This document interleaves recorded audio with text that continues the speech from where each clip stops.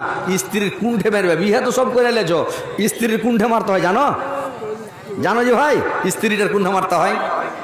আপনারা এখনো জানেন না যে কুণ্ঠে করে মারতে হয়, আর বিহার করালে চেঙ্গা বেলা কুঁজে গালি।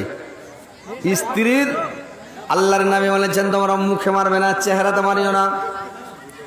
স্ত্রীটার মুখে মারা নিষেধ আছে, গালে, লাখে, মুখে, কানে এগুলাতে মারতে হবে না, চর থাপড় মারতে হবে না, ঘুষি মারতে হবে না। স্ত্রীটার মাথাতে মারিও না, ব্রেন কেড়ে খেয়ে যাবে। স্ত্রীটার আগা দিকে মারিও না, স্ত্রীটার পাছা দিকে মারা যাবে না, স্ত্রীর হাতে মারা যাবে না। হাত যদি খোড়া হয়ে যায় কি আপনাকে রুটি পাকিয়ে দেবে, ভাত এনে দেবে? পায়ে মারিও না, যদি পায়ে মারো স্ত্রীটার পা নেংড়ি হয়ে যাবে, কে কল থেকে পানি চেপে এনে দেবে? কে আপনাকে ভাত খিলে এনে দিবে? মানে স্ত্রীটার পায়ে মারতে হবে না, তোর মারবে কুণ্ঠে। মারবেন কুণ্ঠে জানেন? স্ত্রীটাকে মারতে হবে কুণ্ঠে রে ভাই, আপনারা জানেন না, জেনেলেন শুনেলেন। এইবার স্ত্রীটার মারবেন কুণ্ঠে, যেটা করে হাড্ডি নাই ওখানে মারবেন।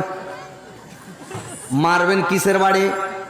আল্লাহর রাসূল বললেন তোমরা মিসওয়াকের বাড়ি মারবে, আর মিসওয়াকটা মোটা হবে, মানে কুড়া লোকের মতন লম্বা হবে, আধাত গাড়ির কিল্লি খুলে ফের মারিও না, আধাত হবে তো আধাত কিল্লি।